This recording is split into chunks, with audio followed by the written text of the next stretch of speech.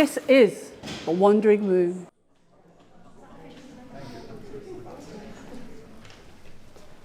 Fabulous outfit. Hello, my name is Dolly Sen. I'm a writer, filmmaker, artist and performer, activist, troublemaker, whatever.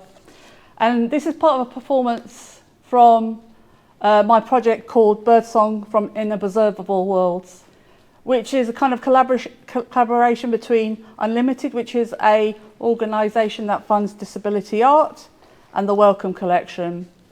And the kind of genesis of it was I did a lot of research in the mental health archives at the Wellcome Collection, and most of it is written by professionals. It's only something like 8 or 9% is written by survivors. So that's the kind of genesis of the whole project. So I'm going to do 3 performances. This is one of them, and put out 3 books. And the 3 books will be Misogyny and the Mental Health System. The second book is LGBTQ+ phobia and the mental health system. And the third one is Racism and the mental health system. So this performance explores misogyny and the mental health system. Some of the things I'm going to talk about are quite intense.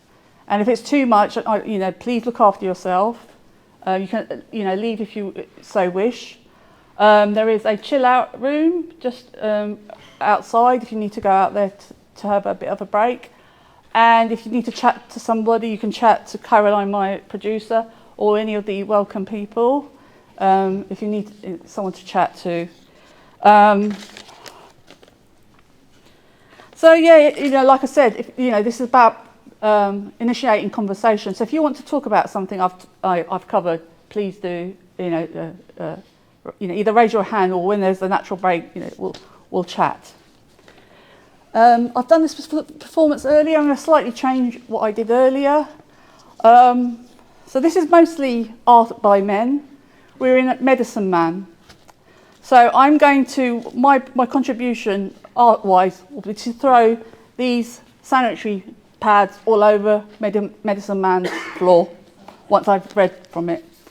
I'm menopausal, hence why I do need a script, otherwise you'll just get me babbling really. So I am dressed as a wandering womb. Yes, I am wearing a period costume. I am performing a period drama.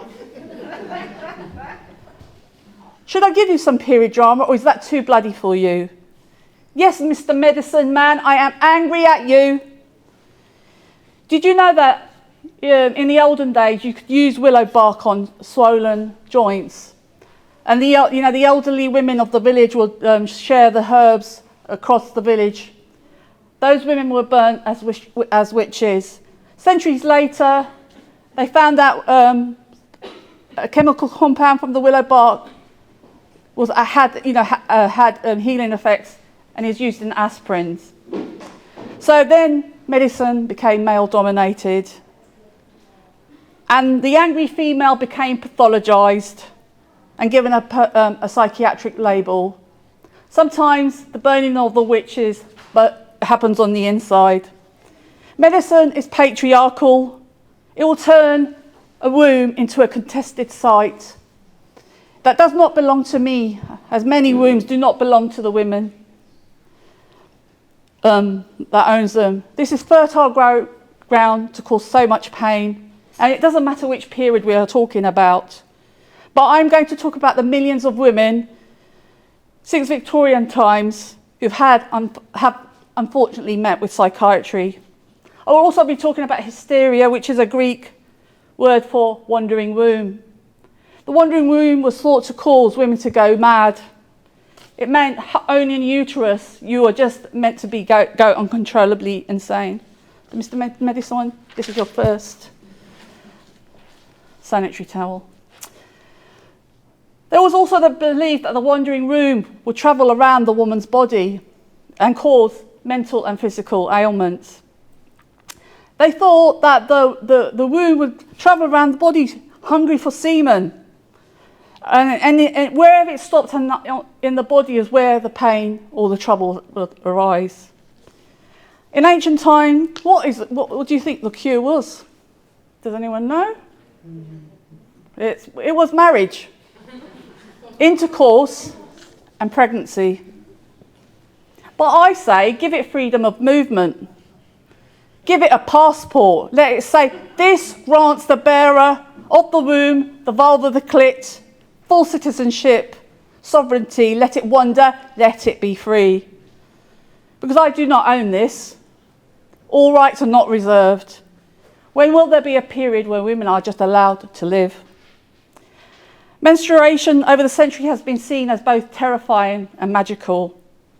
According to Pliny the Elder, contact with a woman who on her period meant, and this is quite a long list he says, turned new wine sour, made crops wither, killed grafts, whatever they are, dried seeds in gardens, caused the fruits of trees to fall off, dimmed bright surfaces, dulled the edges of steel and the gleam of ivory, killed bees, rusted iron and bronze.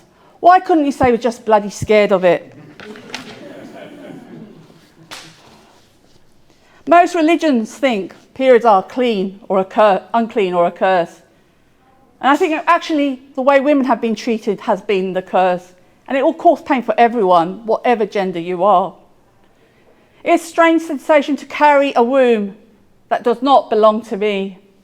This is a site of fertility, a source of womanliness, but not all people who have a womb have the soul of a woman. Just the body and the oppression and the conditioning that comes with it. When you pathologise a mind, you pathologise a person. When you pathologise a womb, you pathologise a whole sex. When will he ever get a standing ovation? Take a witch to water, and if she drowns, she is innocent. If she floats, she is a witch and needs to be burnt. Take a traumatised woman to a psychiatrist. If she accepts the dismissal of her trauma and the pathologisation of herself, she will drown. If she does not accept this, she will deem to have a broken personality. There are those who say, ask for help when you're in mental distress, but you might meet someone who will demonise you, invalidate you, disbelieve you, and punish you for not acting like a lady. With the arrival of psychiatry came the incarcerated woman. Before that, insanity was the domain of men. Victorian psychiatry decided that female insanity was linked to their reproductive system. In Victorian times, and I am wearing a Victorian period costume, lunatic asylums were the best place for troublesome women. Any woman, poor woman who rebelled against the restraints of the society had a one-way ticket to the lunatic asylum. You know you are seen as mad if you do not know your place in the world and you're not content with your oppressed lot. To be passive as a prerequisite to be accepted as a woman in our society. Sorry if I hit anyone with those, by the way. They were once the witches that were burnt. Nowadays, an inconvenient woman is trolled, abused, or labelled with a personality disorder. A woman nowadays is not allowed to get anything right. She has to be sexy, but not too sexy. She has to be successful, but not too successful. She has to be confident, but not too confident. And I won't mess about what I think of psychiatry. I think it's a disgusting and vile monstrosity birthed from the sordid genesis of racism, sexism, homophobia and classism that helped craft psychiatry in the first place. The beginnings of psychology are not that much better. Both disciplines in the early years used the Western male mind as a blueprint for sanity and regarding non-Western people as inferior, which fed into and sustained the eugenics movement that helped inspire Nazi policy to exterminate undesirables. Most of the early years of both professions were concerned with moral insanity. People who were not behaving in the way a white, straight, middle-class man would feel comfortable with or not feel threatened by. Women were mad because they were not rational as men, like men suppose they are. So let's talk about early psychiatry. There were only the men in charge. Sanity looked exactly like these men. Isn't that funny? Let's look at some of these men. Let's look at, say, Maudsley, who is a hospital is named after him in South East London, where I was a patient. Maudsley had the belief that men were logical and therefore had superior minds. Maudsley thought hysterical women were morally perverse. So let's not beat about the bush.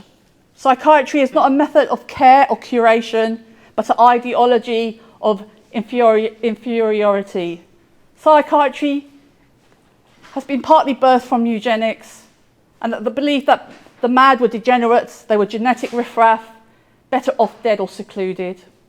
Poverty and hopelessness does not cause madness. He believed it was the other way round, that you were poor and hopeless because you were degenerate. But Maudsley blamed the victim of madness for their own madness. Maudsley believed that there was a physical cause to mental illness, and that was because of mental weakness, which was hereditary. He was one of the first rich psychiatrists. American obstetrician James Marion Sims treated female ailments. So Sims is sometimes referred to as the father of gynecology for his pioneering work. I think this is sick, because his early experimentation with surgery was performed on enslaved African women. He said black women didn't feel much pain.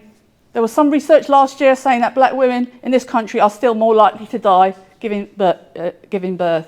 And when you dig a little deeper at this assumption, you find that people still believe black women don't feel as much pain.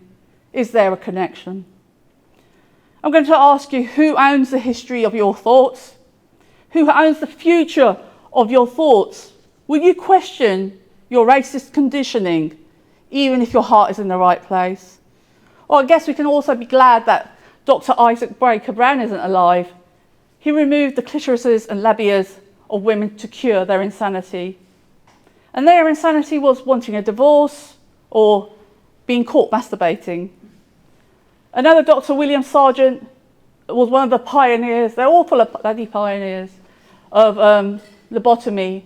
And he recounts in one of his textbooks that he performed a lobotomy on a depressed woman. Her lobotomy will enable the woman to cope with her marriage. The woman was married to a violent psychopath. The Honourable Doctor also said, no one regrets a lobotomy. So look at psychiatry in every given year and you'll see it just reflects what is wrong with the society at the time. Luckily there's no FGM on offering psychiatric services, but the mutilation happens on the inside, in the heart, in a sense of self, and in the place in the world. No psychiatrist or psychologist can make you happy, only ordinary in an oppressive world. Earlier, a few years ago, I was downstairs in the reading room and there's Freud's replica couch, and I invited people to swear and shout and rant at the couch. Because Freud, let's talk about Freud. Freud's early work with patients, he found a lot of his patients talked to him about their sexual abuse. He reported these findings to his fellow psychiatrists who just ignored him and rejected this idea. A few months later, he changed his idea and said, no, they weren't experiencing sexual abuse. They had fantasies about their abusers, usually. He wrote to another psychotherapist called Fleece, and he said, unfortunately, my father was one of these perverts and responsible for the hysteria of my brother and several younger sisters. Fleece, in some accounts, abused his own son. One wonders if he deflected Freud from the impact of abuse on mental health. So when you steal the beauty of a human being by pathologizing them, knowing that it's more likely that the person's distress is linked to adverse effects or circumstances, and that's the best you can do to them, fantasy, pathologize something broken with you. Or enacting violence to the already hurt and silencing the already mute. Your childhood rape is tedious to society thanks in part to Freud. Later on, Freud and Breuer gave women labelled with hysteria a more sympathetic response. But still, social and personal circumstances were ignored, such as Dora's father's adultery and unwanted sexual attention, Freud insisted hysteria came from incestuous desires for her father. And this is women shaming in a great scheme of tradition of women shaming. Freud talked about his hysterical patients as if you were battling them. You should have believed the women, Freud. You should have believed the women. Freud called the vagina a void, a lack, and that's why there is penis envy. He was a dickhead. The vagina is not the sexual organ. It is the clitoris, which I have on my head, if nobody noticed. With 5,000 more nerve endings than a penis, why should there be jealousy? I think the jealousy belongs somewhere else. He also called the clitoral orgasm immature. What a wanker. So back to the term hysteria. It came about in 5th century BC in ancient Greece. It meant wandering womb, hence why I'm doing a little bit of wandering, although I have to stand on this cross here. Psychiatry borrowed the term, then turned it into a diagnosis in the 19th century in Europe. Symptoms included anxiety, breathlessness, fainting, insomnia, irritability, not wanting sex and stuff like that. Women with hysteria were seen to have a tendency to cause trouble for others. Hysteria stood for all extremes of emotionality, which is seen as a trophy of the feminine. Victorian psychiatrists decided that female insanity was linked to their reproductive system. Women were unable, it seems, to have a lifetime of sanity. Victorian psychiatry deemed women as intrinsically unstable. Women were considered mad when they went against feminine propriety. That meant things like unbridled sexuality and other offences. Psychiatry linked ambition to hysteria, and this is another reason women weren't allowed to vote and work, etc. These Victorian women who with hysteria just wanted what more than society could give them. Yearning for independence and freedom from marriage and motherhood was a cause of hysteria according to psychiatry. Rebellion against domestic life was pathologised. Any rebellion, in fact, was pathologised. The hunger strike of the suffragettes in Holloway Jail was seen as symptomatic of hysteria. Psychiatry is a machine that ensures women are dutiful wives in the service of men. In Victorian time, many women were institutionalised for these perceived moral failings, such as being an unmarried mother, being gay, answering back to their husbands, for not exhibiting proper, appropriate female behaviour. You know, there are some women that were locked up for the cheek of wanting to have an orgasm. Victorian psychiatry helped husbands cheat, divorce and abuse their wives with impunity with a so-called scientific stamp. Psychiatry thought hysterics were shamming or attention-seeking, using their ill health to avoid domestic duties. Their cure for hysteria was called observant neglect. Basically, they were just ignored to show that they didn't deserve sympathy. And if things had truly changed in psychiatry, this belief about women being attention-seeking would have died out. But many a psychiatric patient will tell you this idea of attention-seeking women has not been left in history's hands. They have not left that rationale behind. And there's, of course, there's Charcot, who's another doctor who talks about hysteria. And he posted a lot of pictures of women in all different poses while they were having hysterical episodes. And the most famous of these women was called Augustine. Her name was Louise Augustine Glees. She was raped at age 13. At age 14, she was sent to Salpêtrière Hospital on the 21st of October 1875. Charcot would put a show on every week for the public to come and see these performances, the spectacle of a woman's pain, the physical metaphor of what psychiatry does not want to listen to. Augustine's attack ranged from feeling pain, seizures, feeling choked, or sometimes she would slam the back of her head against the wall. This was the theatre of ignoring the fucking obvious. Oh, I must be attention-seeking. must be such a drama queen to get your attention because you just silence everything else. They say Charcot did not invent hysteria, he just gave it the wrong name. But I say he did invent hysteria, but I say it's just a dustbin term for of misogynistic beliefs about the stress and de-stress of women. But actually there were hysterical men too. These were the men who broke down after fighting in World War I. Dr. Louis Yealand had one patient who endured the worst battles of the war and he could not speak. Yealand gave him cigarette burns to the tongue and electroshocked his mouth and throat with increasing levels of bolts. When he finally was able to speak, he was required to say thank you to Yealand. Hysteria is basically people who don't fulfill their gendered roles. The female body is not allowed to get angry, not allowed to protest, not allowed to be different, not allowed to be free from external control. And actually hysteria, if you think about it, is easier to deal with than rage. They say if a woman's justifiably angry, what can you do if you're part of the system that causes that anger? You have to demean and pathologize that anger to make the person inferior or manageable. What are we going to do about psychiatry, social control? Or what are they going to do, psychiatry going to do about the social influences of mental distress? If it was okay for women to be angry all around the world, do you know what? The world would have to change. Thank you.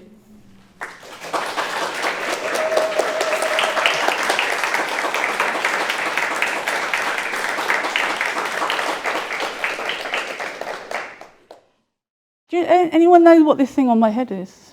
You said it was a clitoris. Yes. I got this made by a really, really wonderful costume maker in Norwich where I live. And I've got a dog called Scamp who you'll hear about again in a moment. And I take him for a walk and I say, "Oh, Dolly, what do you do for a living?" I tell them. And they say, "But you look so normal." But anyway. And I was talking about this hat because this hat was the thing that was made first of all.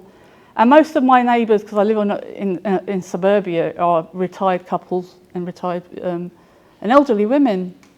And when I showed them it, the two women I was speaking to believed the clitoris was just the tip of it, what you can see, and they didn't know it actually encompassed so much space.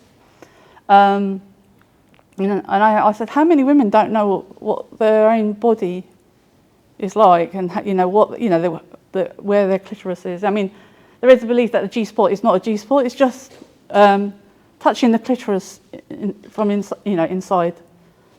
So I want to celebrate the clitoris. I did write a song about the clitoris, but I have a dog called Scamp, and I played a couple of chords to my producer because she came up to Norfolk to collect me, and I did 2-3 chords, and what did Scamp do? He howled. He howled. I could not rehearse this song I wrote, so I'm not going to sing. I sang it earlier, and I thought, oh, this song is so awful. I traumatized my audience. I'm not going to do that to you. The poor earlier crowd have had it worse. I'm going to basically. I'll have to take one of my ovaries off, sorry. This song has only one word in it. Guess what it is? Clitoris. So I'm just going to I'm going to separate you kind of. So there's a middle bit, you guys, and you guys. So when I stop my music play, I'm going to point to you, and I just want you to scream or shout or sing or dance even the word clitoris.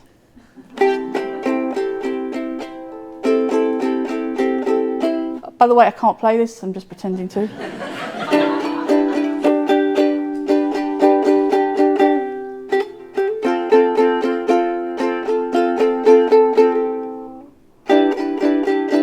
Clitoris! Just to get going.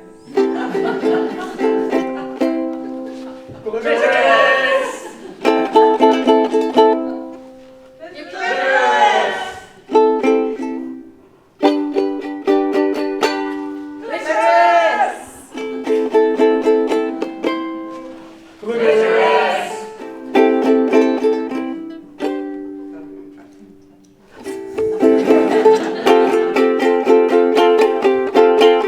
Look at that fingering.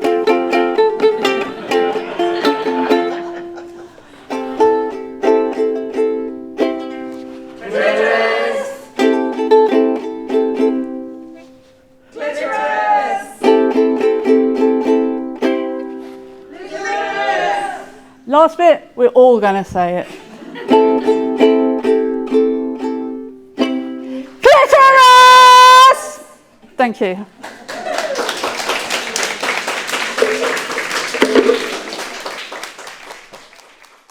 I've experienced psychosis on and off most of my life, and there was always guaranteed a few days of the month that was part of my menstrual cycle that I would become completely psychotic and suicidal and paranoid. And I had my first psychosis at 14. I'm now 51 and menopausal, so I don't have my periods, basically. And I went from gynecology to mental health services, gynecology to mental health service, for 40 years. And both schools of medicine blamed me. They thought it was me. They thought I was being, over dramatic or whatever they thought. They thought it was my responsibility. My responsibility was to try to stay alive while I was psychotic. I thought, you go to medicine to get, healed. No, actually, sometimes you get the complete opposite. But thank you for that, yes. You're talking about rest and disability, which is a little bit off the track, but not actually, if you think about it, is that I think rest is radical, actually. You rest when the kind of capitalist system wants you not to rest. It's very powerful. Some people don't have a choice. Some people have to not rest. But, those of us who, rest is a very powerful weapon, actually. What can we do when our body and mind and souls are rested? We are more powerful, aren't we? Yeah. Anything else? Yeah, and we were talking about earlier, actually, how little, you were talking about how little things are talked about, like the perimenopause, like the clitoris. In sex education at school, young girls aren't taught about the clitoris. Why not? Isn't it shocking that most women don't know what a clitoris actually looks like? Forget women, let's look at, men and trans people don't know what a clitoris looks like and how powerful it is, and how some women in this world aren't allowed to have them or allowed to have an orgasm. People say, oh, there's no such thing as misogyny and sexism in this world. Actually, I can point to several obvious examples. Not to say, people say, oh, you're man bashing. I'm not. I think because patriarchy also harms men as well. That's the kind of the focus totally. So if you're, I'm a child of the 80s. I'm a child of Section 28, where information about being gay wasn't allowed in schools. So I just spent a whole few decades hating myself and not understanding myself because the information wasn't there. And same with and gender and racism. It's just, why is the information not there? It's very telling that it isn't. But that book I will check out. Thank you. And I'm going to out my producer again. She came up with a wonderful festival holiday. What was it? Vagismus. Yeah, Vagismus. She was meant to say something else, but I think, why don't we have a festive day in December, when it's cold, and we could talk about stuff like this, highlight it. I can't. The stuff like this costume or the other stuff I do often get taken off at Instagram because it's offensive. So where am I supposed to talk about this in publicly? Luckily, the Wellcome and Unlimited has made it so possible here, but I can't do it online without being censored. So yeah, and it's what is this fear? Why? What is what are people scared of? What is the system? Well, not what people are scared of. What is the system scared of? And your costume. Yeah. Okay. We couldn't do the whole thing because otherwise I'd be like this. But these are fallopian tubes, and the ovaries. we couldn't attach these to the fallopian tubes because it would have been too much for my shoulder. But yeah, these are the fallopian tubes. These are the ovaries, and this is the kind of the womb bit. There is another part of my costume, but as I am having a hot flush, I didn't wear it. But this, this is the clitoris, the whole of the clitoris. And if you ask, I think if you ask every person in this country, in any country, to draw the clitoris, I think not even 1% will do it accurately. So yeah, this is the clitoris. I mean, it's all very sensitive. The most bit of people see is the tip. I'm going to be buried in this hat. Married in this hat, and I'm going to, if I have a court appearance, be going to court in this hat. But also, I like the idea of disruption. And I might go to the Maudsley Hospital because they've got pictures of all the eminent, historical psychiatrists, the white, straight, middle-class male, and I might just do a performance there without them knowing. But thank you for that. Witch trials across Europe were very different. I mean, in Iceland, 95% of witches executed were male, actually. So it's basically it was a tool of power to get rid of somebody you don't like. So I'm reading a book about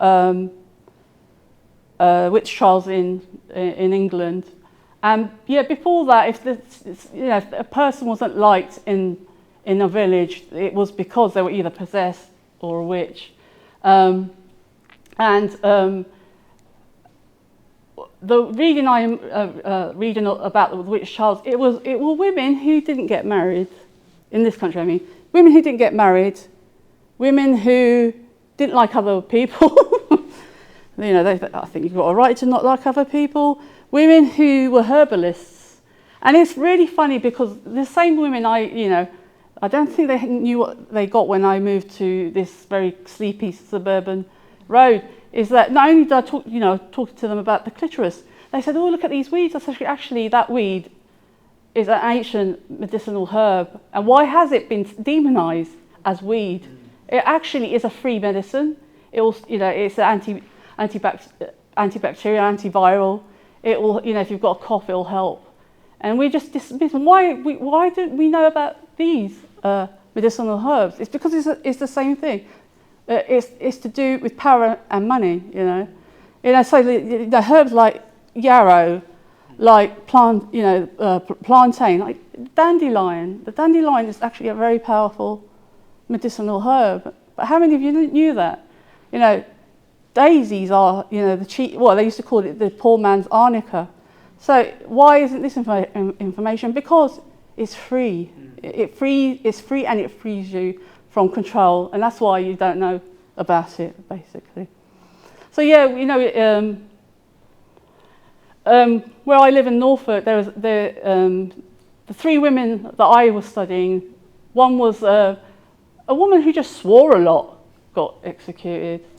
A woman who used to clean for a rich family, and then they let her go, and she cursed them in front of them, and I thought that was evidence she was a witch. So it was really, if you're not going to be controlled, you can't be around. And there is an unfortunate verse in the Bible, I can't remember it specifically, but it's something, "Thou shalt not allow a witch to live."